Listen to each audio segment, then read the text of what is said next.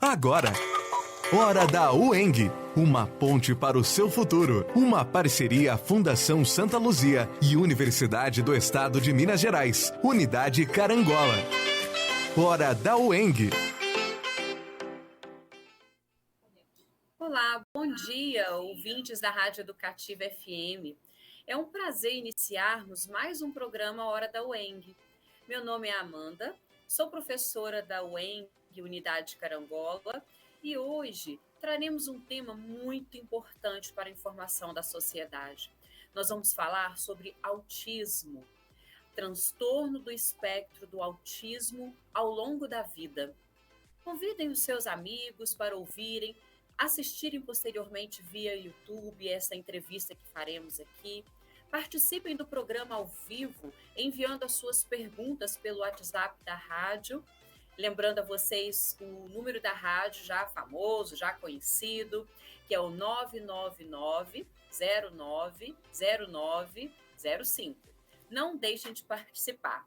Nós teremos aqui hoje duas pessoas que dominam o assunto, vai trazer muita informação importante que nós precisamos ter para poder entender um pouco mais a respeito do autismo.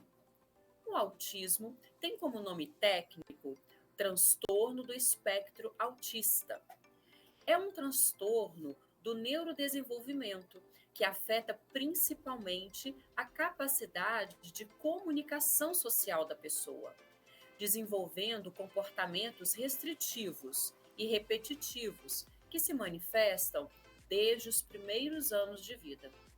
O TEA compartilha sintomas centrais de comprometimento em 3 áreas específicas do desenvolvimento: déficits de habilidades sociais, déficits de habilidades comunicativas verbais ou não verbais e presença de comportamentos, interesses ou atividades restritos e repetitivos, sendo muito comum ainda a presença de transtornos sensoriais. Essa é uma definição que nós encontramos do autismo, que está disponibilizada no site do curso de especialização em transtorno do espectro do autismo da UFMG. Mas para falarmos um pouco mais a respeito desse tema, de uma maneira que a gente consiga entender perfeitamente como nós convivemos com esta questão no nosso dia a dia, nós convidamos Gisele Camilo e Michele Madi. Eu vou pedir às duas que façam uma apresentação para vocês de suas especialidades. Meninas, sejam bem-vindas. Muito obrigada pelo apoio que vocês estão nos dando hoje. E aproveito a pedir, então, que vocês falem um pouquinho sobre essa experiência profissional de vocês na área. Michele? Oi, bom dia. Bom dia. Eu queria agradecer, o convite para estar aqui falando um pouquinho sobre o TEA, sobre a minha realidade, não só profissional, como materna, Eu sou Michele Madi, sou psicóloga, trabalho na assistência social, sou atuante no SUAS, o Sistema Único de Assistência, através da Subsecretaria da Pessoa com Deficiência, de Itaguaí, da Prefeitura de Itaguaí, E sou mãe também de um menino autista de 8 anos, tenho um caçula, mas só um foi diagnosticado, e espero poder contribuir aqui um pouco, para fazer uma audiodescrição. Eu sou uma pessoa de estatura mediana, cabelo curto, uso óculos, estou com uma roupa preta, branca e vermelha, e é isso. Bom dia a todas, a todos e todos que estão nos ouvindo, nos acompanhando ao vivo ou que depois vão nos acompanhar, pela gravação que vai ficar disponível no YouTube. É um prazer enorme estar aqui, poder falar sobre essa temática que é tão importante para a nossa sociedade, principalmente, da vivência que a gente tem sobre isso e fazer com que essa discussão circule nos espaços sociais mais distintos. E a universidade é um deles, que toca, assim, várias áreas da nossa sociedade. Meu nome é Gisele Camilo, gosto muito de ser chamada de Gisa, então essa pode ser uma forma de se comunicar comigo. Antes de falar, né, das experiências que eu tenho do campo profissional e mesmo da minha experiência materna, eu queria antes fazer uma audiodescrição, como a Michele fez. Eu sou uma mulher negra, de cabelos cacheados pretos, eles estão presos, eu fiz um twist aqui para fazer um styling. Estou usando um batom roxo e sombra nos olhos verde. Atrás de mim tem um painel com coisas ligadas a recursos visuais, né, para o meu filho. Tem foto com eles, tem atividades que eles fizeram. Eu sou mãe de gêmeas, por isso falo no plural. E ainda que a minha vivência da maternidade atípica tenha acontecido a partir do diagnóstico do meu filho aos 2 anos de idade, eu sou mãe de um casal de gêmeos, né? Também sou uma menina e um menino, só o meu filho tem o diagnóstico. Hoje ele está com 7 anos. Eu trabalho na Universidade do Estado de Minas Gerais, na reitoria, na cidade administrativa, e tenho mestrado em educação, e ainda que o mestrado em educação tenha como atravessamento a maternidade atípica, o meu foco de pesquisa e de estudo é sobre a relação da maternidade, universidade e ciência. Então, é desse lugar que eu vou estar falando da minha experiência e da minha subjetividade na maternagem atípica. Ai, obrigada, meninas. Eu vou aproveitar a apresentação que vocês fizeram, sensorial, visual, para também, né, mostrar para os nossos ouvintes quem sou eu. Eu estou sempre aqui no ambiente da rádio, mas eu nunca fiz essa descrição. Então, tem muitas pessoas que realmente não me conhecem, né? Eu também tenho cabelos cacheados, tenho pele branca. Hoje eu estou vestindo uma roupa rosa, pink, não sei definir muito bem, né? E de batom combinando com a blusa, um batom pink também, né? E estou muito feliz por vocês estarem aqui comigo hoje para desenvolver essa temática que é de meu interesse pessoal também, né? E eu acho que a gente vai poder contribuir muito com os nossos ouvintes. Para a gente começar a falar de um aspecto mais técnico, né, a respeito do espectro autista, eu gostaria que vocês detalhassem um pouco mais sobre como nós podemos definir o transtorno do espectro do autismo. Como que a gente faz para passar para os nossos ouvintes a definição do que é, na verdade, o TEA? Então, o transtorno do espectro autista, ele é um transtorno do neurodesenvolvimento, né? A gente tem um consenso na comunidade de que é uma neurodiversidade, uma forma diferente desse cérebro existir, né? De viver no mundo, de sentir as coisas. E, para todos os efeitos legais, ele é uma deficiência, né? Para sistema de garantia de direitos. Ele se caracteriza por déficits na interação social, né? Apresenta esses comportamentos restritos repetitivos e questões com a fala, né? com a comunicação, na verdade, não necessariamente com a fala, né? No sentido de ser ou não oralizado, ter ou não atraso de fala, mas de ter dificuldade com a comunicação, né? Que pode ser dificuldade de entender metáfora, ironia, ler a comunicação não verbal, né, que é essa comunicação corporal das pessoas, entender o contexto, ler os contextos sociais. Então, ele vai se manifestar de diferentes formas em cada pessoa, porque é um espectro, né? Mas sempre tendo prejuízo nesses 3 eixos aí. Eu gostaria de complementar o que Michele trouxe muito bem, né? Você também, Amanda, trouxe a definição, né, que a Universidade Federal de Minas Gerais disponibiliza lá no site dele sobre a especialização em TEA, que é uma definição dentro do campo médico, né, que é estabelecida como os critérios diagnósticos para fechar o quadro e, então, emitir um laudo para a pessoa dentro daquela condição.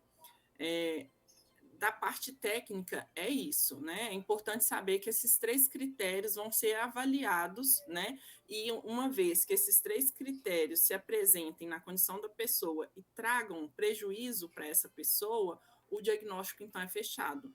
Isso tem que ficar bem marcado, porque muitas pessoas têm se questionado hoje em dia e têm mobilizado em outros espaços sociais, principalmente através das mídias, né?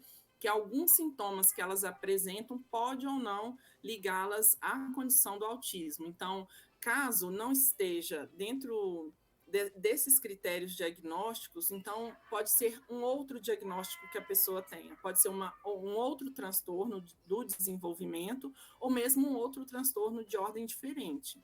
É importante ter isso salientado. E diferentemente do que se tem no imaginário popular, né, sobre o autismo clássico, que é aquele considerado a criança não oralizada e que não consegue aceitar toque, né, ou que as pessoas imaginam que as pessoas com esse nível de suporte do autismo, na verdade, não conseguem expressar emoções. Isso já está sendo desconstruído, porque a gente tem, né, não só informações, pesquisas, mas muitas outras pessoas que têm mostrado entendimento, né, sobre esse contexto social.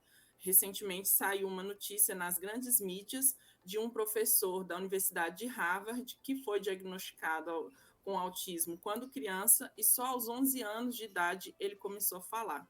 Então, ele era um autista não oralizado até 11 anos de idade, não só se alfabetizou, como formou e hoje é docente também naquela mesma universidade. Muita coisa está sendo desconstruída, porque não ser oralizado não quer dizer que a pessoa não entenda o entorno, não compreenda, não sinta. São condições presentes dentro dessa neurodiversidade, né? Mas isso não as faz alheia ao mundo, que é uma outra coisa que a gente escuta muito, né? Que o autista tem o próprio mundo. Não, ele não tem o próprio mundo. Ele está nesse mundo, ele entende o mundo, mas para algumas outras situações dentro da condição dele, ele vai ter maior ou menor receptividade e socialização. Isso precisa estar bem presente para que as pessoas consigam entender. Não vai ser... existe uma máxima que está circulando na comunidade, nas redes, e que é importante marcar. Se você conheceu um autista, você conheceu uma pessoa com autismo. Como a Michelle falou da questão do espectro, cada um vai ter uma condição diferente. E dentro da condição, quando a gente fala em nível de suporte, que foi uma expressão nova que eu trouxe agora, a gente está falando que houve uma mudança também, né, no CDC, no Manual Diagnóstico dessa condição, em que a gente não identifica mais autismo leve, autismo moderado ou autismo severo. Nem a gente fala em autismo clássico. Eu trouxe isso na minha fala para entender as diferenças, essas mudanças, para além da terminologia, é uma mudança social.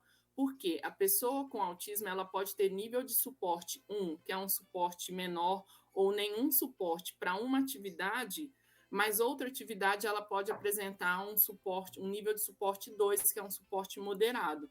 Por exemplo, no processo de alfabetização, que é um outro momento. Então, para algumas coisas, no processo de alfabetização, a pessoa pode apresentar a necessidade de um suporte maior que para outra coisa da vida diária, por exemplo, que é botar a camisa, amarrar o cadarço, ela pode já não precisar de tanto suporte. Por isso que eu mencionei nível de suporte, e por isso que eu venho fazendo essa explicação também para tentar localizar aí essas coisas todas na nossa sociedade, na nossa fala, né?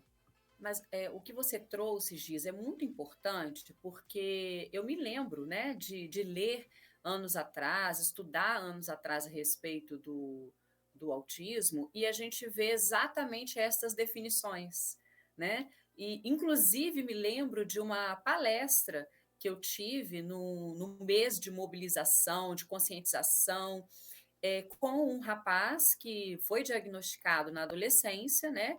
Ele levava uma vida extremamente comum, casado e tudo, né? Na verdade, ele já estava mais velho, né? Já era um adulto, um jovem adulto. E ele falando a respeito disso, né? Do processo dele de infância, adolescência, e como foi o diagnóstico e como foi difícil para ele essa questão também do diagnóstico. E aí você traz essa fala de que não tem a questão do nível, porque cada pessoa é uma pessoa diferente.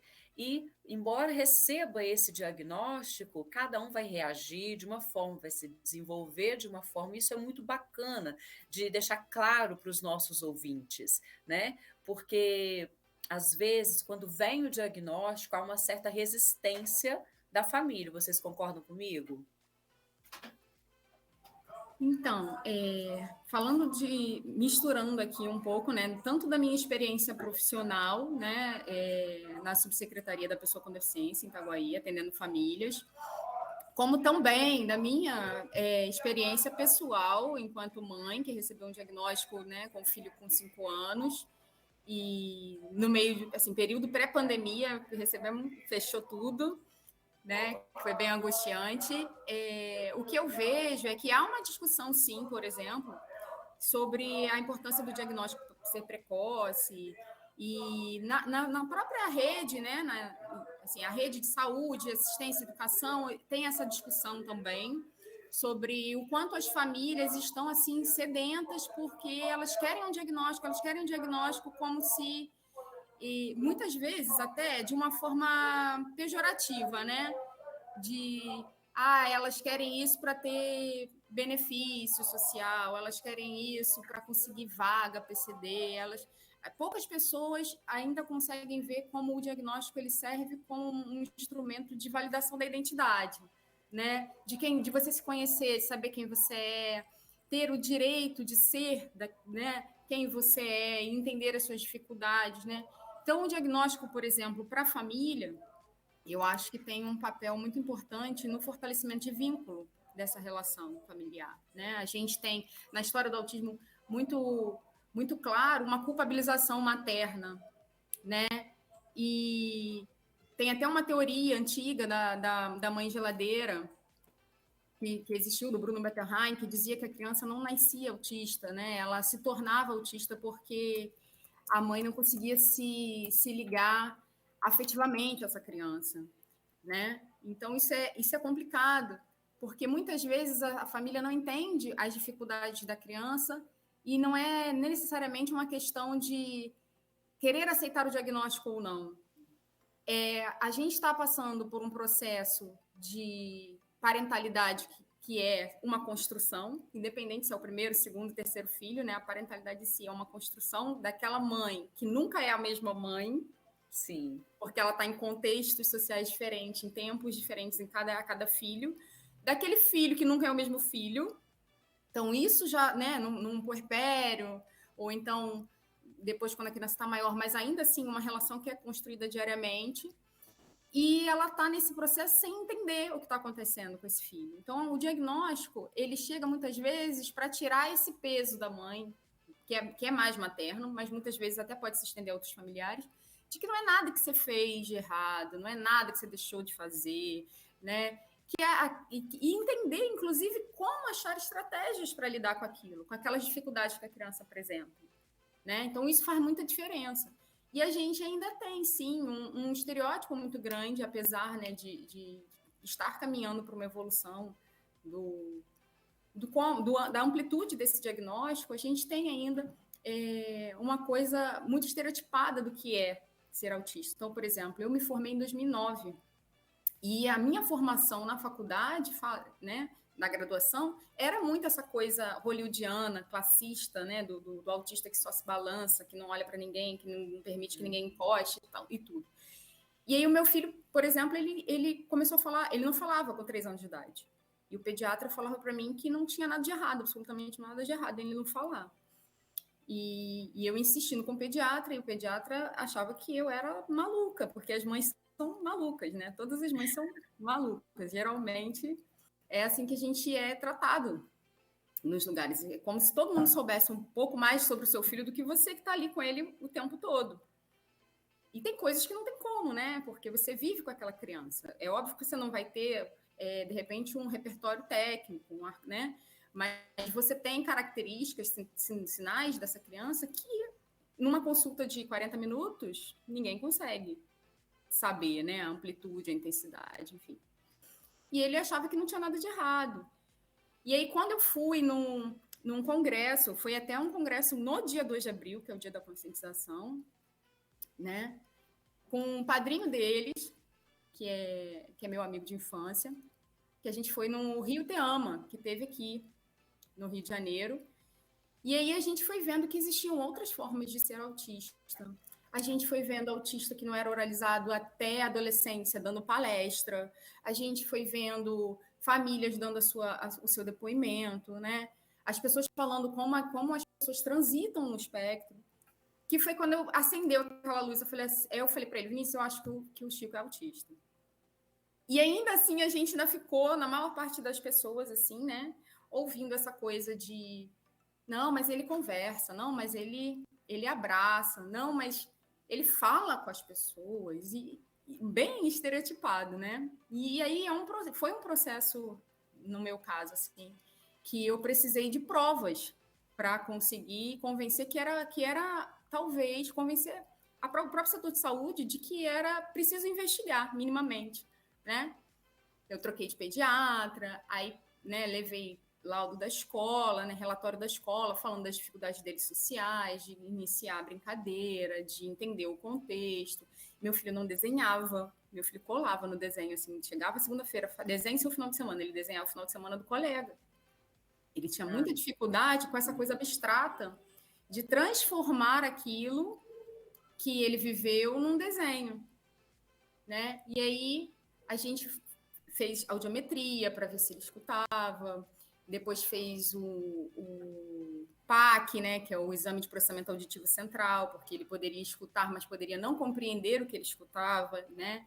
E aí os sintomas são parecidos, até levar no neuropediatra, que ainda pegou o relatório com a fono, porque aí ele já estava fazendo fono, né? E foi fechando, assim. E eu me lembro que eu fiz uma lista de todas as coisas que ele fazia de diferente, assim. E eu falo muito isso para as famílias que eu atendo, né? Que você não vai lembrar na consulta todas as coisas que você vê.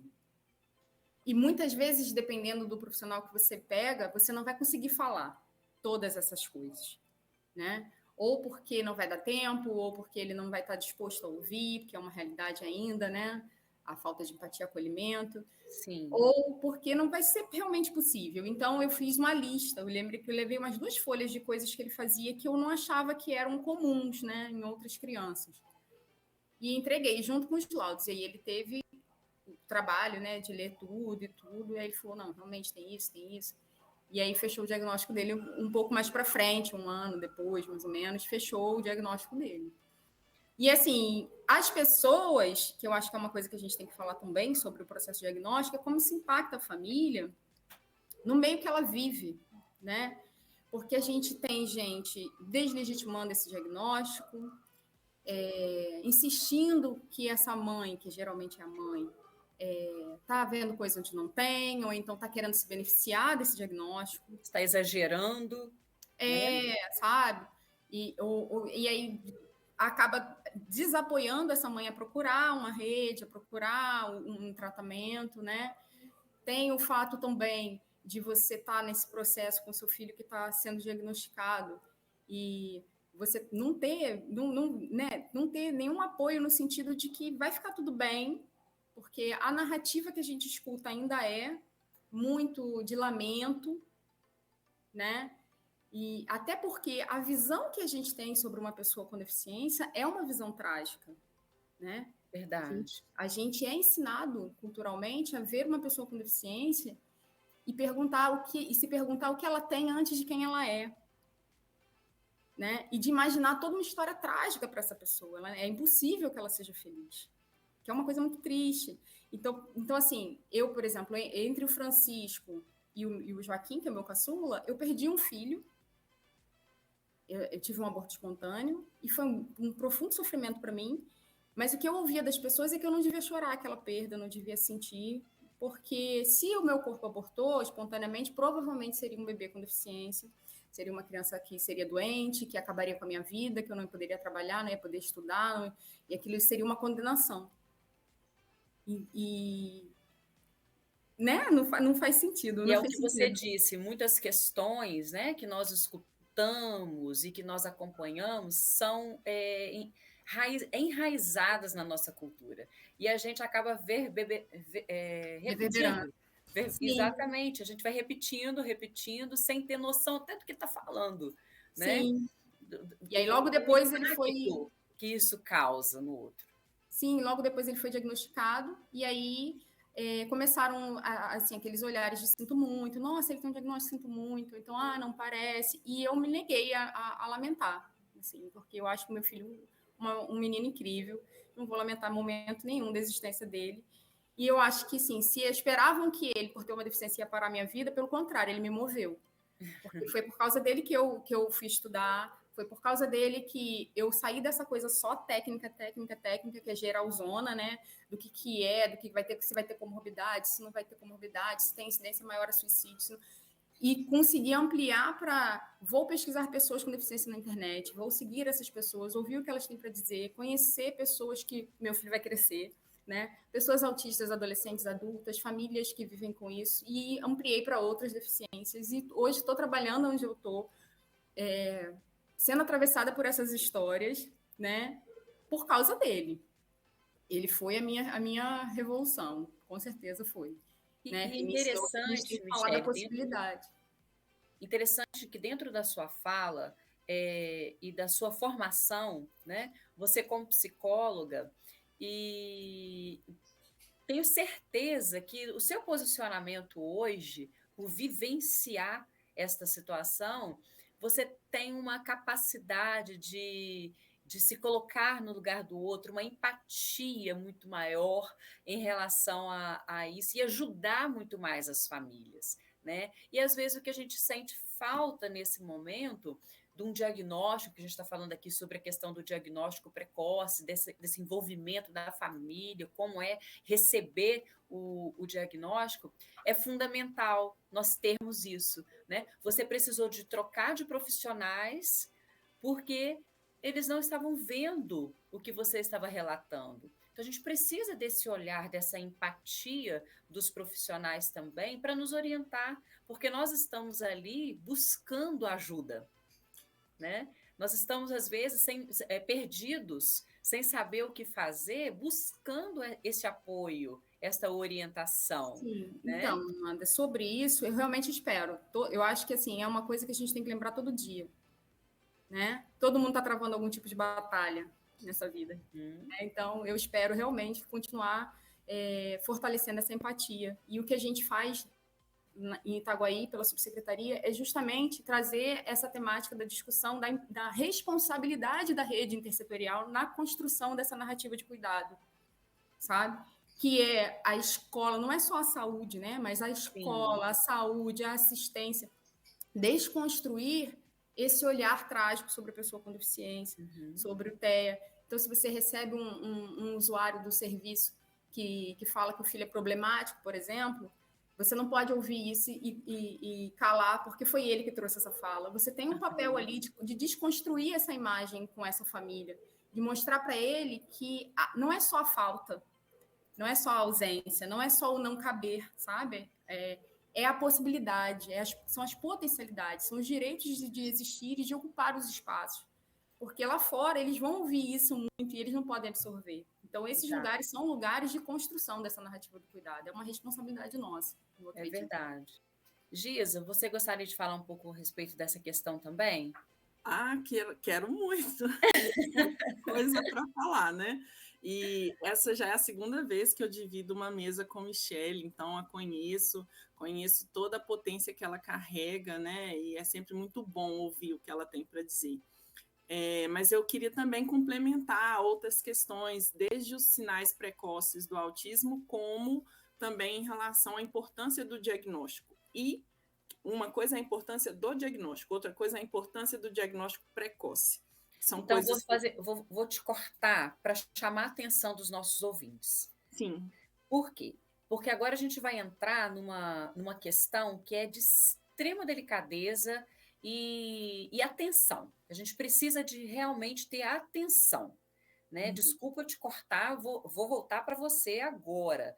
Por quê? Porque, prestem atenção, pessoal, o diagnóstico precoce e um diagnóstico, independente de precoce ou não, vai ser importantíssimo para que a criança desenvolva uma vida com todo o apoio necessário. E lembrando que agora a Gisa vai falar um pouquinho também a respeito que a Michele até começou a falar, né? Sobre a atenção das terapias multidisciplinares. Né? Então vamos lá, atenção redobrada, ouvintes. Vamos começar. Assunto não falta para gente aqui nessa mesa hoje, viu? Então, são vários os desdobramentos. Mas uma coisa que eu já começo assim sinalizando do que você acabou de dizer, Amanda, é sobre o diagnóstico precoce e o diagnóstico qualquer que seja a etapa da vida que a pessoa receba e a ligação que a gente faz quase que automática para crianças no espectro. Na verdade, as pesquisas estão melhorando hoje em dia com relação à mudança dos protocolos de avaliação diagnóstica e mais pessoas estão sendo diagnosticadas, na fase adulta. Isso é uma outra importância, porque isso leva a uma situação em que muitas vezes a criança que é diagnosticada, no decorrer do acompanhamento dela, o pai ou a mãe se liga. Poxa, parece muita coisa que eu já fiz quando criança. Tem muita coisa que eles estão falando ali do comportamento do meu filho ou da minha filha que é muito similar ao meu. Então, muitas outras pessoas adultas estão sendo diagnosticadas praticamente concomitante ao diagnóstico do filho ou da filha.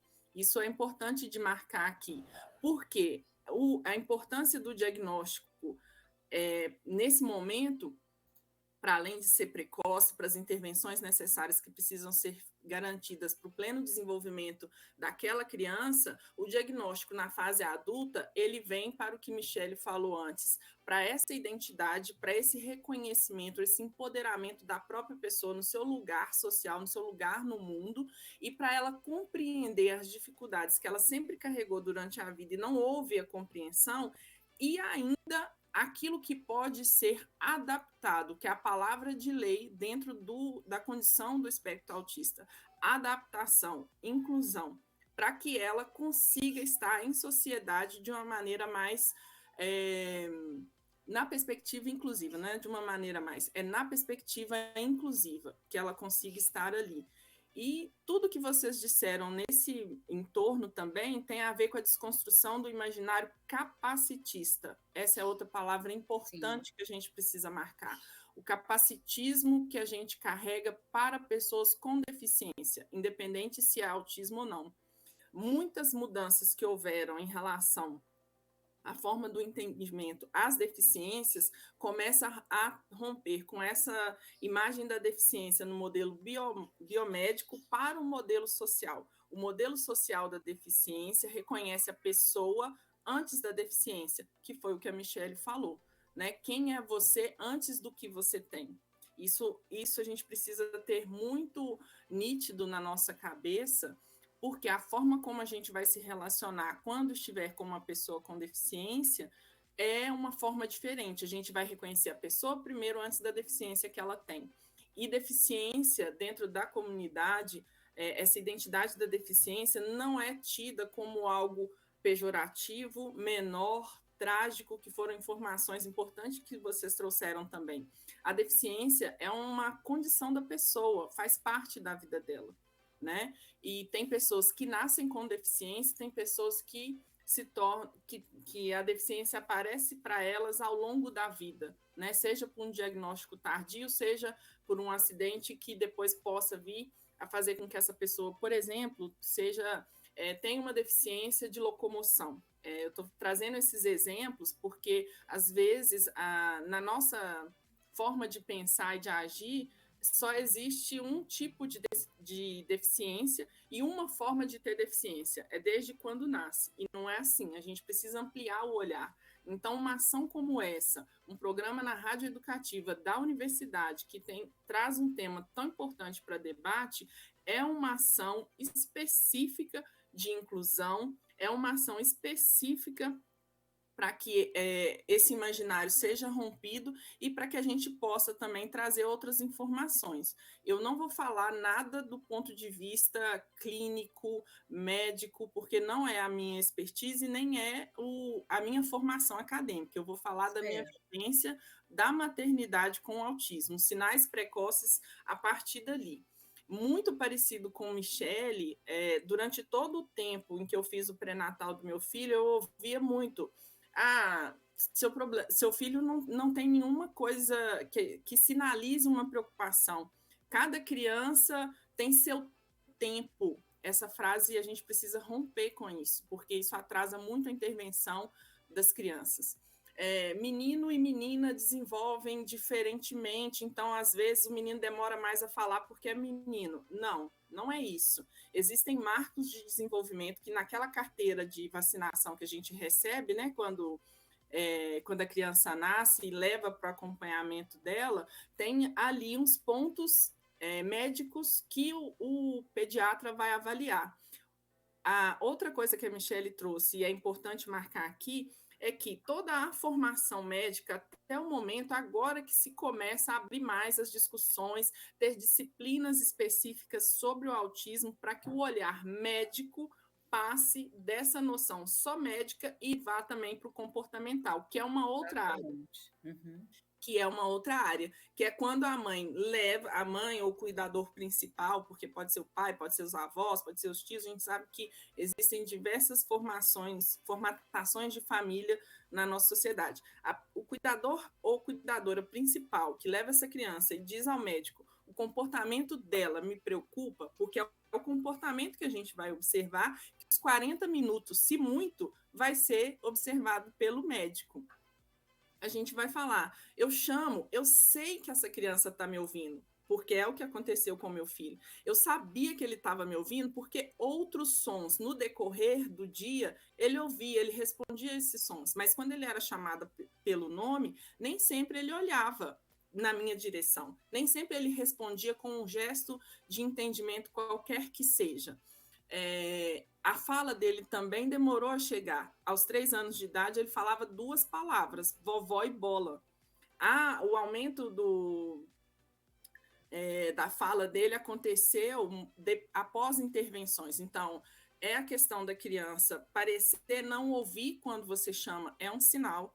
É a questão de você perceber que a criança, às vezes, prefere não brincar com os pares, né, que são as outras crianças, caso ela tenha outras crianças no convívio dela diário. É você perceber que a criança, às vezes, brinca com o brinquedo de forma diferente. Por exemplo, ele desmontava os brinquedos ao invés de brincar. O carrinho, o avião, o trem.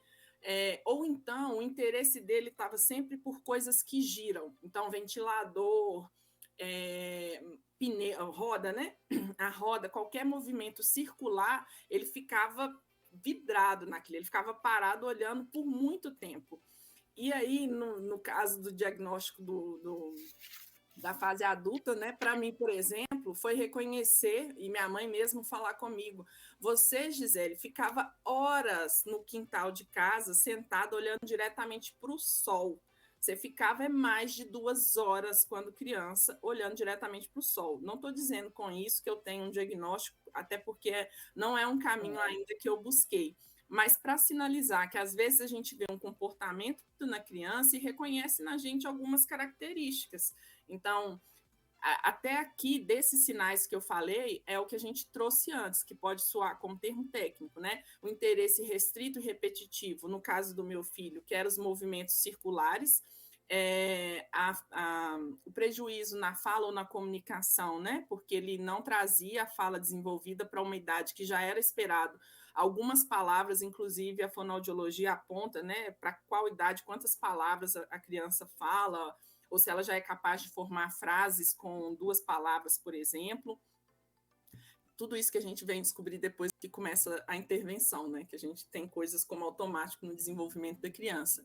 E no caso da audição dele, né? Porque aí seria uma percepção do entorno, da questão da socialização, se ele estava ou não atento e responsivo para isso, que não era o que parecia acontecer até aquele momento. Então, a importância do diagnóstico, principalmente do diagnóstico precoce, é isso, você identifica questões comportamentais na criança que precisam ser trabalhadas a partir de uma intervenção e intervém tão logo possível para garantir o pleno desenvolvimento dessa criança e melhor socialização dela no contexto social à medida que ela vai evoluindo. Porque as crianças crescem. É óbvio, as crianças crescem. As crianças com autismo também crescem. E só agora que a gente começa a visibilizar um pouco mais adolescentes e adultos adultos com autismo, porque parece que quando passa a fase da infância, essas pessoas desaparecem.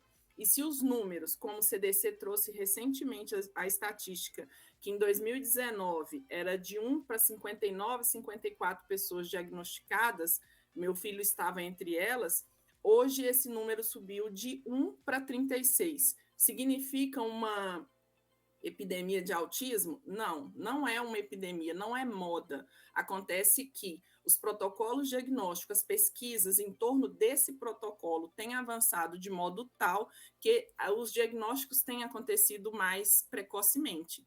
E aí, nesse ponto, eu gostaria de marcar também que, no contexto dos Estados Unidos, esse diagnóstico precoce acontece porque a estratégia básica de saúde naquele país é o diagnóstico precoce. Não é o caso do Brasil, mas esses números são tidos como referência para as pesquisas que são desenvolvidas aqui. Inclusive, eu tenho uma amiga que está fazendo doutorado em análise em psicologia social e análise do comportamento, em que as pesquisas dela têm sido pioneiras em relação ao diagnóstico em bebês, diagnóstico de autismo em bebês. Ela percebeu as diferenças no filho dela com 2 meses de idade, e desde então vem fazendo intervenção com ele. Ela tem um perfil no Instagram, para quem quiser conhecer, é Meu Bebê e o Autismo, ela chama Poliana Martins. Eu quero trazer porque, quando ela trouxe no perfil dela informações sobre o João e sobre as questões que ele apresentava, isso fortaleceu o meu processo diagnóstico com meu filho, que foi similar. O meu já estava com 2 anos de idade. E aí romper com isso, né, com essas narrativas, tanto no campo da saúde quanto na sociedade como um todo, é importante também para o processo daquela criança se desenvolver, porque a família vai também ter noção sobre isso, que até aquele momento, na minha família, por exemplo, eu não sabia de nenhum caso de autismo. Depois disso, tudo foi mudando, isso foi ganhando uma outra amplitude na minha família e na minha família como um todo. Assim, eu falo das pessoas que não estão tão próximas. E aí, quando a gente faz isso, a gente consegue auxiliar outras pessoas. Por exemplo, a minha família que é de Tambacuri, do município de Tambacuri, né?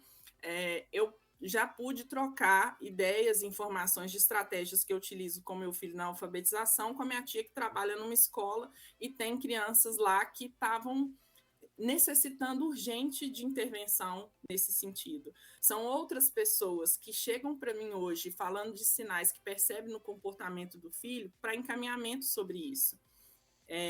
E também eu gostaria de sinalizar aqui que houve uma palestra, um evento científico muito importante na UFMG, semana passada, sobre o autismo. Teve na parte da manhã e na parte da tarde. Depois eu vou deixar o link também, porque as palestras estão disponíveis no YouTube, porque houveram cientistas, houveram médicos e psicanalistas, e psicólogos, desculpe, que trouxeram essa visão do ponto de vista da ciência, para entender um pouco mais. E aí, eu estou trazendo essa informação porque a palestra da doutora Liubiana, que é neuropediatra na UFMG, ela trouxe um ponto importante, que antes da comunicação, que é um atraso que a gente percebe, tem atrasos gestuais que o bebê vai sinalizar para a gente encaminhar para uma intervenção. Então, quando ela fala, são 16 gestos que a criança precisa apresentar, que já sinaliza para a gente um atraso, e isso pode ser levado para consulta médica. Por que eu estou falando isso? Eu não sou médica, eu não tenho condição de falar sobre isso, mas ela está fazendo pesquisa e trazendo dados importantes a partir disso, que já vai aumentar ainda mais os sinais que a gente precisa estar atento para um diagnóstico precoce, por exemplo. Vai chamar a nossa atenção para ajudar, né? Para colaborar com o desenvolvimento dessa criança. Bem, nós vamos fazer um pequeno intervalo e voltamos já para nós continuarmos falando um pouquinho. Inclusive, eu quero que as meninas se preparem para a gente falar um pouquinho sobre o ambiente educacional, né, por ser professora, no meu caso, e às vezes encontrar, né, alguns diagnósticos em sala de aula, eu acho que é muito importante nós falarmos aqui para a gente manter esse diálogo aberto, né, entre família e escola. Voltamos já já, pessoal. Hora da UENG, uma ponte para o seu futuro. 96 FM. Estas são as empresas que apoiam a cultura, a educação, a informação. Apoiar a Educativa FM é apoiar a cultura da nossa região.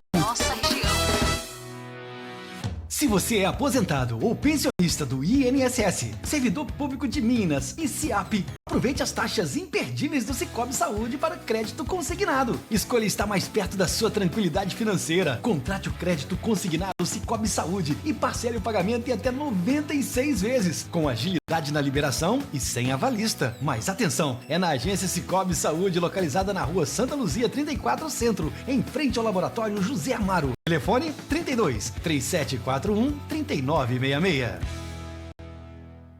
Doutor Giovanni Leonardo de Lana, médico pneumologista, especialista em doenças do aparelho respiratório, asma, bronquite, enfisema pulmonar, pneumonia, tratamento do tabagismo, entre outras. Atendimento na Rua Barão de São Francisco, número 97, sala 2. Telefone 3741-3291 e 99860-3291. O rádio tá on, a TV tá on. Conectados no som, vai ficar tudo bom. E você tá on, conectamos você. O rádio tá on, a TV tá on. No multitela, stream podcast ligado em você. A Mirte Rádio e TV, on em todas as plataformas. Educativa, 12:13. Tudo de bom para você, no coração da cidade. Tudo de bom para você. Armazém Valentim, à vista ou a prazo, como é bom comprar. Não tem burocracia para complicar. Quem é de Carangola sabe muito bem, lugar melhor não tem. Armazém Valentim, Tintim, no seu supermercado. A distribuidora de bebidas Carancola é uma tradição no comércio de bebidas em Carangola e região, atuando nesse segmento há mais de 40 anos, além do comércio de refrigerantes, locação de mesas, cadeiras, caixas térmicas e geladeiras. Atua também com uma vasta linha de produtos zero açúcar, sem lactose, leites vegetais, sucos, energéticos, isotônicos, água mineral, água saborizada, balas e chicletes. Adquira nossos produtos nas lojas de sua preferência e valorize o comércio de sua cidade. A Carancola está localizada na rodovia Carangola, a Fervedouro, logo após a ABB. Ligue 329-9977-0869. WhatsApp 329-9994-5658. Carancola, uma tradição em distribuição de bebidas. O rádio tá on, a TV tá on, conectados no som, vai ficar tudo bom. E você tá on, conectamos você. O rádio tá on, a TV tá on, na multitela, stream, podcast ligado em você.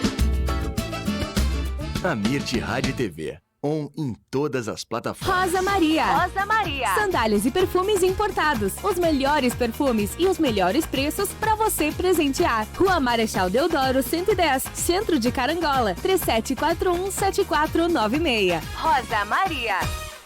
Hora da UENG. Uma parceria Fundação Santa Luzia e Universidade do Estado de Minas Gerais. Unidade Carangola.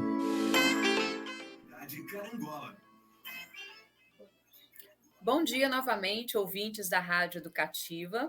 Eu sou Amanda Ferraz, estou aqui com vocês conduzindo hoje o programa Hora da UENG, falando a respeito do transtorno do espectro do autismo ao longo da vida. E tenho como convidadas duas pessoas muito especiais, que é a Gisele Camilo e Michele Madi. Nós voltamos com a participação de um ouvinte, que é o Vinícius Tavares, e eu gostaria de ler o comentário do Vinícius, porque diante desse comentário, daquilo que a gente anunciou antes do intervalo, que nós falaríamos, né, sobre a questão da inclusão, da escola, da educação, tem tudo a ver com o comentário que o Vinícius fez. Olá, meu nome é Vinícius Tavares e saúdo a participação dessas grandes profissionais, Michele e Gisa, para esse debate importantíssimo do TEA. Gostaria de ouvir um pouco delas sobre como é importante a convivência com a diversidade em todos os espaços sociais, desde sempre, como na escola, tendo em vista que nos últimos anos assistimos a um movimento de defender escolas separadas para pessoas com deficiências. Bom, então vamos lá. Gostaria de ouvir vocês falando sobre essa questão da importância da inclusão, né? E da nossa participação, eu como professora, por exemplo, da educação básica, né? E a participação de vocês nessa visão da família, né? A importância desse lado da família também na educação. Quem gostaria de começar a falar? Oi, então. Então vamos lá, Michele. Sobre a necessidade da convivência com a diversidade, né? A gente tem discutido muito isso no município, lá onde eu trabalho, e é uma discussão, eu não moro no município que eu trabalho, então é uma discussão que eu tento levar para a escola do meu filho, que é a necessidade, né, de seguir esse modelo social da deficiência e entender que a inclusão é um processo do meio todo. É um processo que não é um favor para o meu filho, é um processo que é um direito para todas as crianças típicas e famílias típicas, para que elas mudem uma cultura, né? Que, por exemplo, eu não tive nenhum amigo com deficiência na minha infância. Nenhum. E a gente segue esse padrão de perguntar o que a pessoa tem antes de quem ela é, justamente por isso, porque a gente não aprendeu a conviver com essa diferença. E aí, quando a gente fala da responsabilidade da rede intersetorial na construção da narrativa do cuidado, a gente está falando também da responsabilidade deles de se adequar, da escola mudar, né? De repensar novas formas de ensinar e de aprender, da assistência, da saúde, de achar outros caminhos para acolher, né? Porque uma escola hoje, para ser boa, ela não pode só ter um ótimo currículo acadêmico. Verdade. A gente está construindo pessoas. A gente não quer acreditar que a escola está aqui só construindo mão de obra, né? A gente está construindo cidadãos. Então, assim, a gente precisa que hajam debates sobre a diferença, né? E isso é uma coisa que traz não só pertencimento da pessoa com deficiência para ocupar esses espaços, como dá esclarecimento às outras pessoas para naturalizar essa convivência, melhorar a sociedade.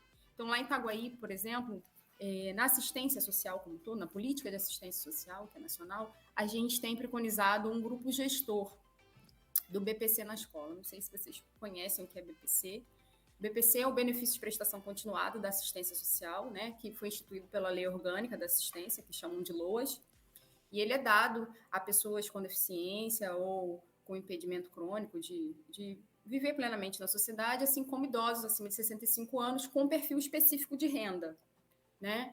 E a gente é preconizado na política de assistência que os municípios tenham um grupo gestor local, e eu faço parte desse grupo no meu município que eu trabalho, né? Que ele é um grupo intersetorial.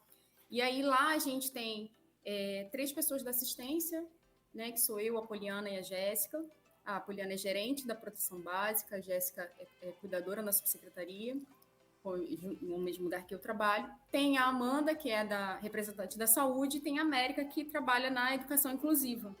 E nós 4 trabalhamos para pensar estratégias de inclusão e permanência de pessoas com deficiência de 0 a 18 anos que recebem o BPC. O grupo serve para isso, né? Para pensar estratégias para que essas crianças e adolescentes até 18 anos que estejam em vulnerabilidade social, que recebam benefícios, estejam ali inseridas, porque a inclusão é, inclusive, a permanência, né? A gente, quando fala de acessibilidade, a gente não está falando só do ingresso, a gente está falando da permanência. Não adianta a gente não negar a matrícula, mas não dar condição nenhuma para aquela criança estar na escola, né? E aí a gente vem debatendo isso com as escolas, com as famílias, a gente vem fomentando que essas famílias se empoderem, busquem os seus direitos, questionem, ocupem a comunidade escolar, né? Porque muitas vezes esse processo da inclusão, as pessoas acham que é uma coisa assim, bicho de sete cabeças, não é. Às vezes muita coisa é possível e simples de ser feito, né? Então, por exemplo, eu tenho um menino nas famílias que atendo, que a mãe falava que ele tem uma dificuldade motora para terminar de copiar no mesmo ritmo dos outros colegas. E aí, todo dia, o garoto volta para casa com escrito assim no caderno, não conseguiu. Porque chega um momento que a professora precisa apagar o quadro. E aí a gente pensa quantas estratégias seriam possíveis para essa criança conseguir essa tarefa. A mais simples que eu consigo pensar é simplesmente você bota no quadro, ele acompanha com todo mundo e quando chegar o momento que você não pode mais aguardar, você dá a ele uma folha dele ler. Ele já sabe ler, porque ele está copiando do quadro. E bota ao lado dele para ele poder terminar no tempo dele. Mas ele seguiu aquele tempo que ele conseguiu junto com os outros, né? Você não precisa separá-lo. Mas receber diariamente um você não foi capaz é muito pesado para a autoestima dessa criança, né? Para a autoestima dessa família. Assim como a gente tem discutido o entendimento dessas escolas sobre as características das pessoas com deficiência, das necessidades que elas têm, e de flexibilizar muitas vezes essas regras gerais, como se todo mundo estivesse na mesma régua, porque a gente aqui, né, a gente não está falando de objetos, a gente está falando de pessoas, e é da natureza humana ser complexo, porque essas pessoas passam por processos diferentes, né? Não só do dia a dia, não só da rotina, mas passam por processos diferentes. E quando elas não reagem da maneira específica que estão esperando, fica difícil, porque a gente não tem uma cultura de ensinar os outros a como lidar com aquilo, né? Isso, em geral, a gente tem um padrãozão, assim, eu acho. Né? É que nem quando, por exemplo, alguém está chateado. Um exemplo, assim. A gente tem uma cultura de pensar em perguntar por quê primeiro, em vez de perguntar como eu posso te ajudar a se sentir melhor. Né? A gente não busca fazer parte da solução, a gente busca conhecer o motivo. E aí, quando a gente parte dessa premissa de conhecer o motivo, a gente faz um julgamento automático. Se é uma coisa que me sensibilizaria, eu me compadeço. Se não, é drama, é frescura, é birra, é falta de educação. E isso se estende à pessoa com deficiência com uma intensidade muito maior. Porque eles têm processos que as pessoas desconhecem, né? É aquele tipo assim, né, Michele? Ah, tá. E continua o assunto como se nada tivesse acontecido, né? Assim como uma incidência grande de processos que são de ordem sensorial, e se você não houver um entendimento, você não consegue adaptar, né? Então a gente tem criança com deficiência saindo das festas, né, escolares, do calendário escolar, porque não suporta o som. Quando a gente pode adaptar esse som, uma coisa tão simples, né? Não precisa estar berrando. A gente tem criança saindo porque não tem um apoio do mediador e que, às vezes, as próprias funções do mediador, do acompanhante terapeuta, se confundem na escola, né? E aí promovem mais a exclusão do que a inclusão, né? Que pode acontecer também. A gente tem a crianças e adolescentes com deficiência mais vulneráveis a situações de violência e abuso, porque dependem desse apoio e não têm o apoio devido, né?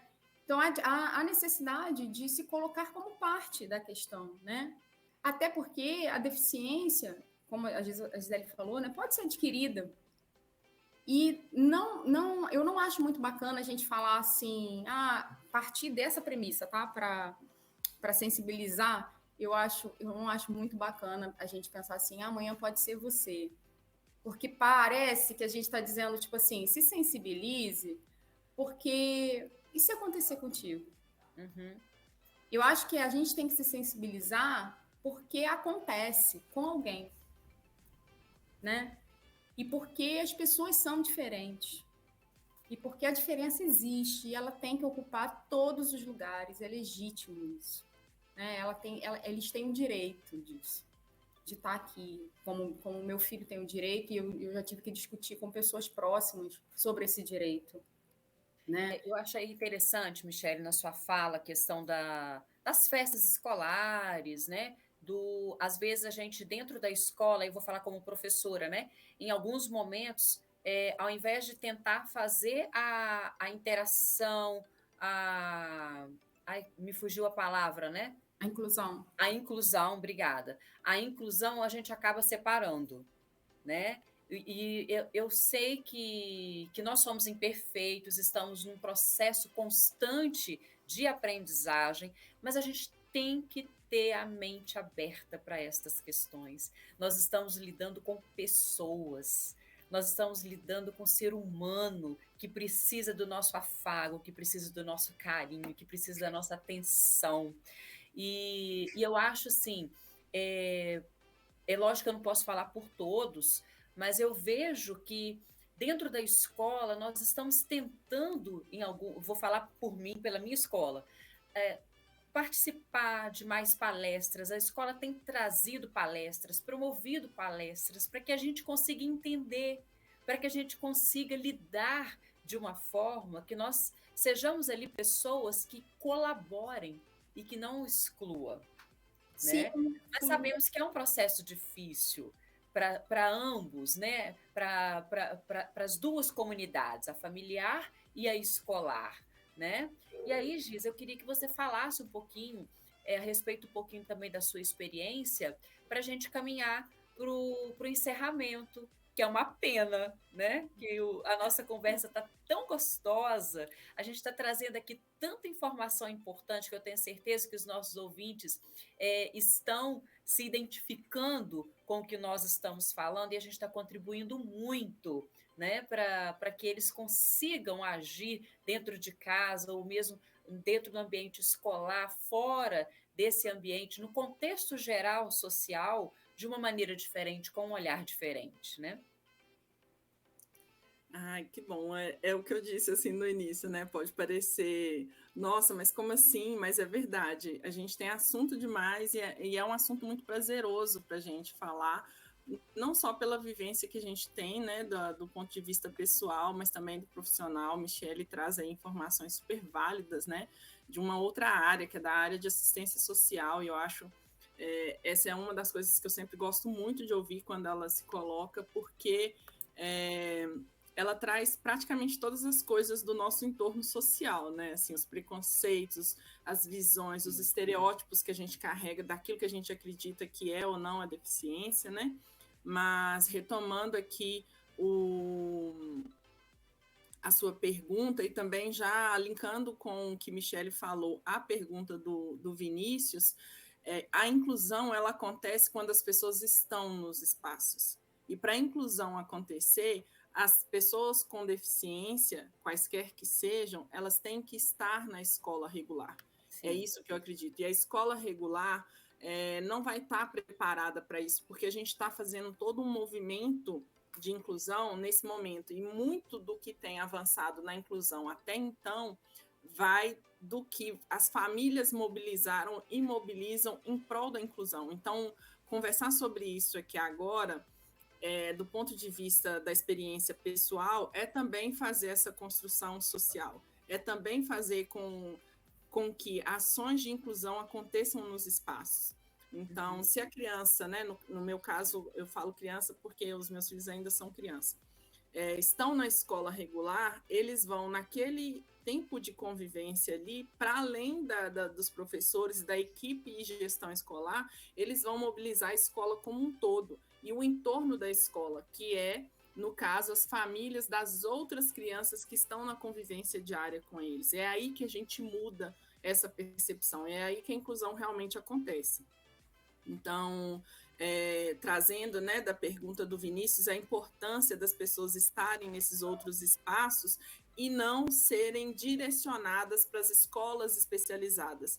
E eu não estou dizendo aqui nenhum ponto contrário às escolas especializadas. O que eu estou querendo dizer, que a inclusão que eu acredito é as pessoas com deficiências estarem no espaço de ensino regular, né, na escola regular, para que elas tenham a convivência e transformem a sociedade também. Desculpa. Com certeza. A escola vai fazer ações de conscientização, ela vai promover outras ações de visibilidade para as deficiências diversas, ela vai mudar ou adaptar no seu currículo escolar, né, no plano pedagógico, ações que pautem essas deficiências no contexto da escola a partir dessa convivência. Eu falo isso porque o meu filho estuda na escola da rede municipal, onde a gente mora, e na escola, para além da convivência que ele tem com as crianças, e ele não é a única criança com deficiência na escola e nem a única criança com deficiência, mas a escola recentemente fez uma ação de visibilidade nas redes sociais com as crianças com deficiência da própria escola. Então, o meu filho fez um vídeo falando sobre o que ele considera ser autista, que está no perfil da escola, e eu vou compartilhar com vocês aqui também. Mas não foi só ele, outra criança também já falou. E essa outra criança que falou está no 5º ano. É uma menina linda e que ela diz com muita propriedade: se você conheceu um autista, você conheceu um autista. E a gente deve amar, o autismo não se cura, se compreende. Tem muitas coisas bonitas que ela fala na apresentação que ela faz, e não é só ela, todas as outras pessoas, elas têm como falar por si só o que elas entendem pela deficiência que elas têm ou não, pela condição que ela tem ou não. Então, é isso, a transformação, a inclusão vai acontecer nesses espaços. Relegar as escolas especializadas, essas pessoas, não vai fazer com que a mudança social aconteça. Essa é a minha perspectiva. Eu acho também importante... Eu compartilho do seu pensamento, Giza. Desculpa, Michele. Eu acho também importante, assim, eu acho que há uma sobrecarga no professor, né? Sim. Entender que o aluno não é do professor, ele é da escola. Então, toda a escola precisa participar dessa adaptação, mas às vezes o professor está muito abandonado, né? Não só na questão da falta, de repente, de uma capacitação adequada, mas na falta do profissional de apoio, na falta de um envolvimento maior da comunidade escolar como um todo para amparar essa criança, né? Que isso é muito importante. A falta que existe mais na rede particular, eu acho, até do que na rede pública, da representatividade que a Gisele está falando, né? A gente comemora tanta coisa bacana no calendário escolar e pouco se fala sobre o calendário inclusivo, sobre o dia da síndrome de Down, o dia do autismo. Nas outras escolas, na escola particular, isso é praticamente inexistente, né? Então, essas crianças não lidam com essas questões. E eu acho que isso é uma coisa de imensa necessidade e urgência, né? Deveria entrar realmente no currículo como uma questão obrigatória. E é o que a gente quer realmente promover, essa inclusão, esse entendimento, né? Não só dos professores e diretores, mas dos alunos compreenderem. Sim, dos alunos, né? Porque a capacitação não pode ser só profissional, a capacitação no sentido daquilo ser ensinado didaticamente para as crianças lidarem com isso. Isso é fundamental. Eu queria completar uma coisa Diga, Giza. em relação às ações da escola que meu filho está. A gente conversou e a escola vai fazer a exibição daquele curta-metragem chamado Float, né, que é flutuar. Foi um curta-metragem que ganhou uma premiação importante aí no meio cinematográfico em relação à perspectiva inclusiva. É um curta de 7 minutos, muito bonito, mas que ele fala muito sobre as condições presentes no autismo. E eles vão fazer essa sessão, né, comentada com as crianças na escola, de todos os turnos. A escola também tem o EJA, então ela vai fazer no turno da manhã, no turno da tarde e no turno da noite. Isso aconteceu por causa da convivência do meu filho lá, por causa do meu diálogo com a escola e a escola ser receptiva. Porque é isso, a gente transforma, a gente muda quando o diálogo acontece. Isso, exatamente. Outro ponto que eu queria trazer na minha fala para fechar essa parte, né, das crianças, das pessoas com deficiência estarem em todos os lugares, e principalmente na escola regular, é que um ponto de apoio para a escola e para os professores é o PDI ou PEI, que é um documento, que é um planejamento de desenvolvimento individual, que vê aquela criança ou aquela pessoa com as suas competências, com as suas habilidades, com o que precisa ser feito para desenvolver outras habilidades e competências para ela no decorrer do ano letivo, e que não é um documento construído sozinho, é um documento que é construído com a equipe multidisciplinar que acompanha essa pessoa, é também um documento orgânico, ele não precisa ser fechado, ele não é padrão, porque a gente muda no decorrer do tempo. né? No início do ano vai ser uma coisa, no meio do ano, no final do ano, outra coisa. Então, é um documento que também pode ser revisto e que vai acompanhar a vida escolar dessa pessoa que está ali. Então, nós temos muitos mecanismos, mas menos do que falar sobre um debate político, outro ponto importante que a gente precisa trazer é investimento. Investimento na escola, investimento na educação, para que a gente consiga fazer essas outras ações tão necessárias, como a capacitação dos professores da escola, e que eles vão ser multiplicadores, junto com os estudantes, dessas outras ações relacionadas à inclusão de pessoas com deficiência no contexto escolar. A fala de vocês, gente, é maravilhosa. Assim, eu estou muito feliz com este programa de hoje, porque quando a gente compartilha das experiências, com propriedade, porque vocês estão falando com propriedade, com vivência, não é só o profissional, é a vivência, né? Eu acho que os nossos ouvintes têm a possibilidade de enxergar em vocês muitas coisas que eles também estão passando, e isso se torna mais leve. Ô, Giza, eu quero ouvir o Bartolomeu. Até agora eu falei dele, mas não falei o nome, né? O meu filho se chama Bartolomeu, minha menina se chama Eleonora. Eu vou passar o áudio dele aqui, que é um vídeo que está no perfil da escola, mas eu vou passar só o áudio aqui por causa de dificuldades tecnológicas, né? E aí você me confirma, por favor, se o áudio está passando ok. Eu acredito que a Michelle também trouxe um material que ela gostaria de compartilhar com a gente, e aí eu já adianto que o meu áudio aqui são 2 minutos. Eu vou colocar para passar agora, tá bom? Então, vamos lá. Só adiantando que o Bartolomeu, foi perguntado para o Bartolomeu o que ele pensa o que é ser autista, e ele fala não o que é ser autista, mas ele fala para que ser autista.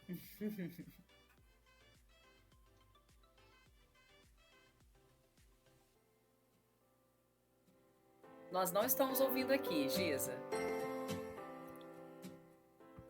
Eu acho que eu preciso compartilhar, né? Só um pouquinho, deixa eu ver se... Isso mesmo, né? Não ia rolar, não. Agora vai dar bom. Vou colocar de novo. Dinossauros. Com dinossauros? E o que mais?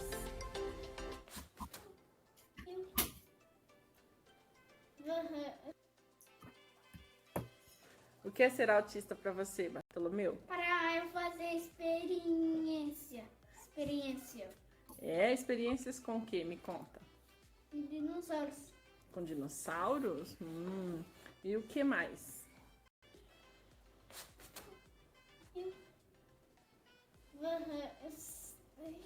A minha navia associada. E escavar, tirar foto e soprar a terra, e vai ter fóssil de tiranossauro. Entendi.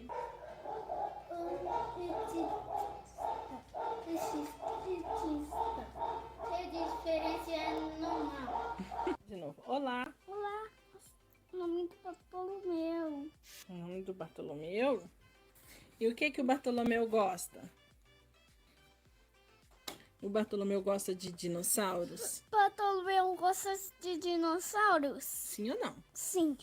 O que mais que o Bartolomeu gosta? Gosta de brinquedo. De brinquedos? E o que mais? Gosta. Significado da palavra triste. Lá não viu muita coisa boa. Achou de novo tudo muito esquisito. Voltou para casa triste demais.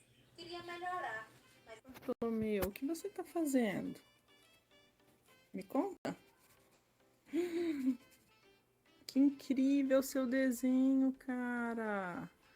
Tá demais. Vai o quê? Eu acho que vai flutuar. E você, Bartolomeu? O áudio foi interferido com o cachorro, né? Mas faz parte.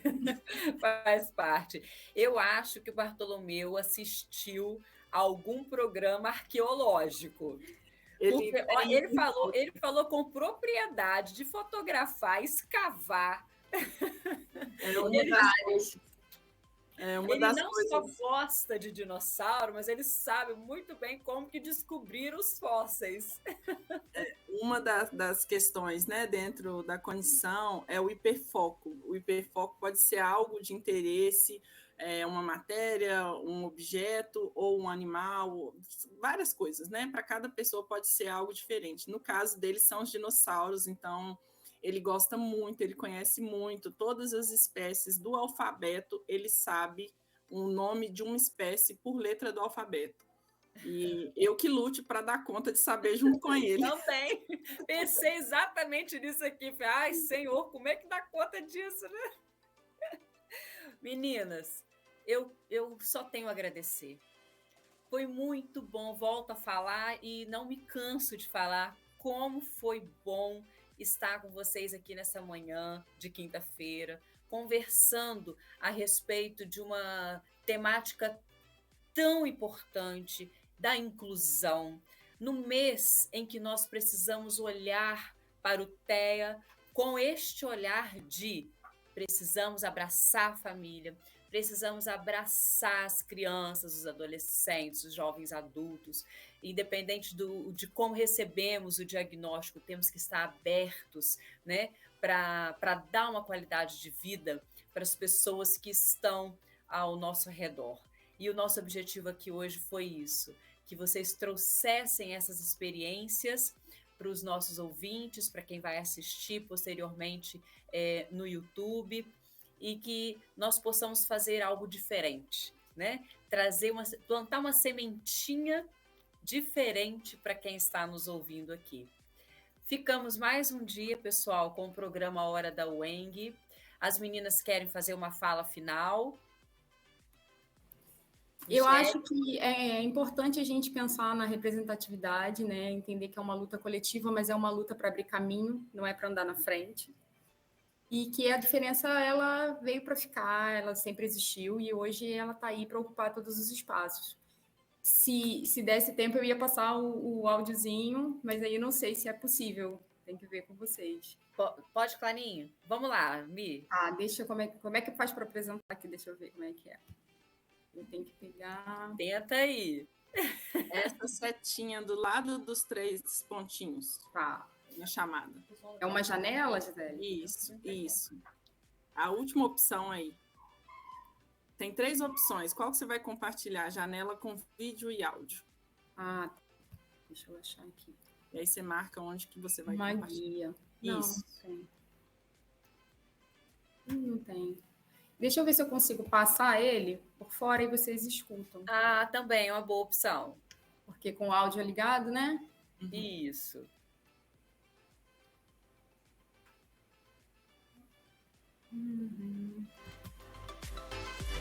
Tem tecnologia, assim, né, gente? Para auxiliar, ainda mais à distância. Ó, vê se vai.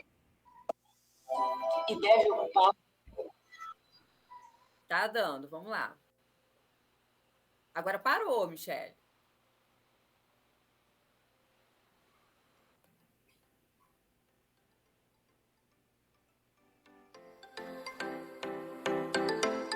Parou, Michele. Olha que beleza de programa ao vivo, gente. É sempre...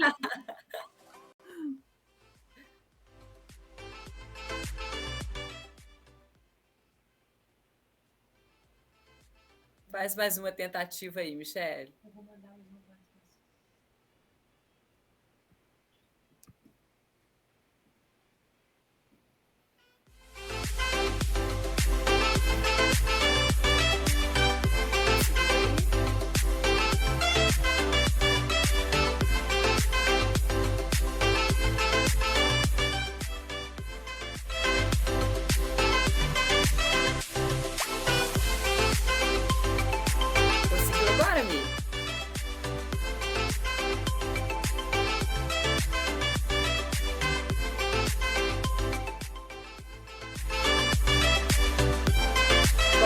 Enquanto a Michelle está tentando resolver o problema técnico, eu vou ler mais uma participação que chegou para gente, tá? Vamos lá. É a Gisela. Ela diz o seguinte: estou ouvindo o programa sobre o tema e gostaria de saber o que uma mãe pode fazer quando o colégio não oferece mediador para o filho.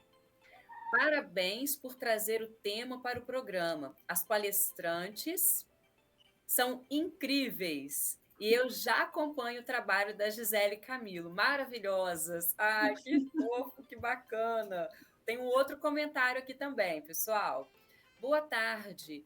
Como podemos auxiliar no desenvolvimento de habilidades sociais no caso de adolescentes no espaço escolar? Da Cristina. Bom, nós temos então o seguinte: as duas estão fazendo perguntas relacionadas ao âmbito escolar, né? Então, primeiro, como que a gente pode... Existe uma lei, não é, Gisele, a respeito dessa questão do mediador, né? Como que a mãe, a família, o responsável deve procurar com a escola essa mediação? Eu vou compartilhar depois, no final da minha fala, o áudio da Michelle, tá? Que a gente combinou assim, ela manda para mim e eu... então ótimo. Ótimo. Não sei se vai dar tempo para que ela se pronuncie sobre as perguntas também, então eu vou assumir para mim a resposta das duas, caso ela queira complementar. Bem, obrigada, Gisa. Eu quero agradecer, né, tanto a Graziela quanto a Cris, que mandaram as questões aí para a gente. Graziela, foi sobre a questão, né, no caso da pessoa não conseguir o profissional de apoio na escola. Nós temos a Lei Brasileira de Inclusão, que é a Lei Berenice Piana.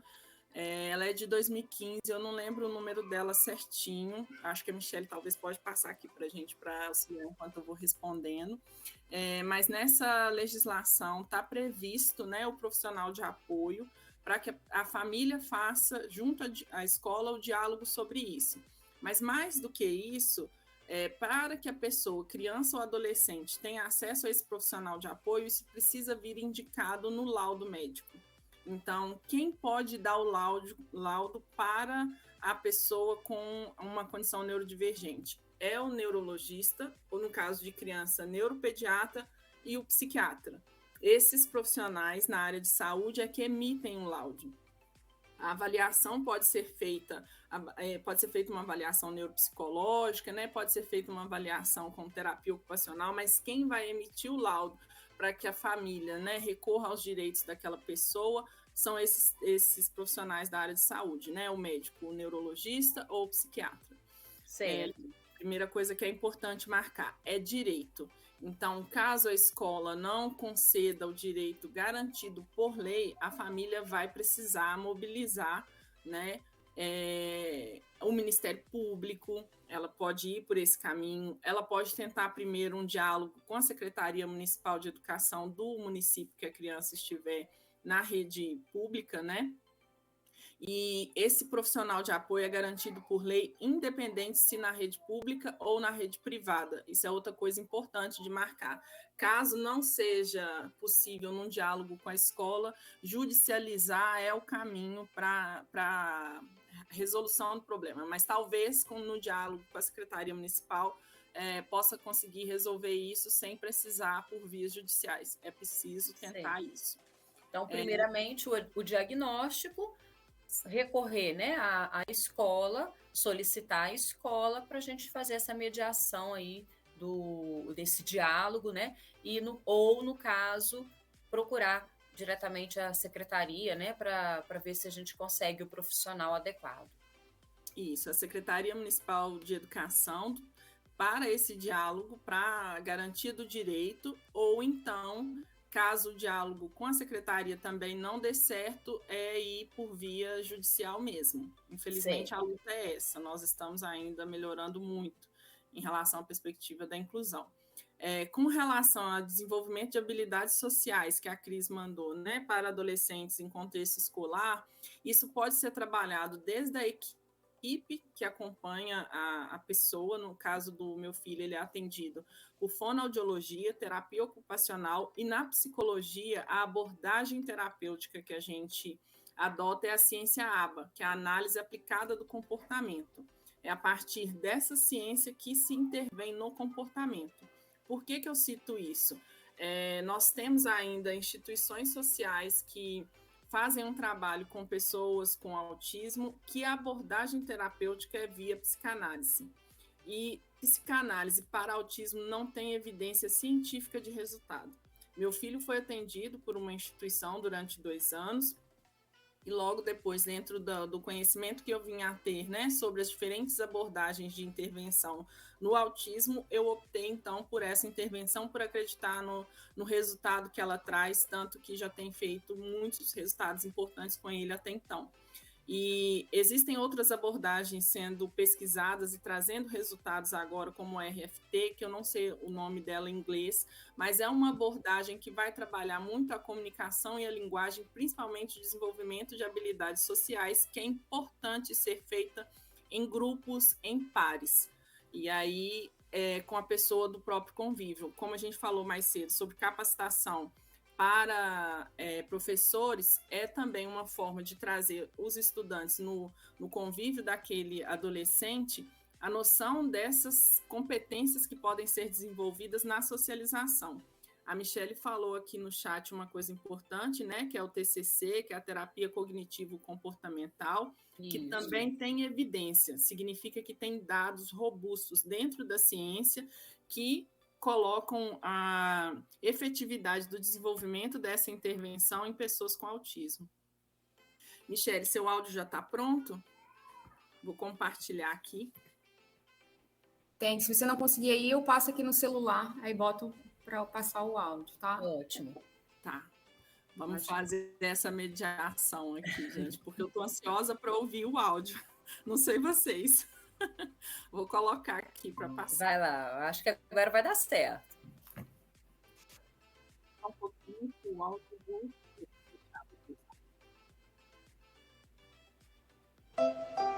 A diferença existe e deve ocupar todo lugar. A diferença é quem nos forma, nos transforma e nos informa que não há uma única forma de ser e existir. E que incluir é muito mais que tentar nos fazer iguais. É sobre pertencer, participar, tão potente, tão diferente, tão gente, e não tipo a parte de gente. Essa diferença que grita e nos ensina, nos afeta e nos conecta, que nos movimenta, cada um de nós. E para quem nos atravessa, nós somos rede, encontro com o outro, caminhos de inclusão. E para além de informação, que sejamos incômodo, inquietação, força para mudança, revolução, pela responsabilidade da partilha do cuidado, pela necessidade de tirar do invisível e do imaginário essa gente real, que existe e é plural. A diferença resiste e o seu lugar também é aqui. Grupo Gestor BPC na Escola, por caminhos inclusivos a crianças e adolescentes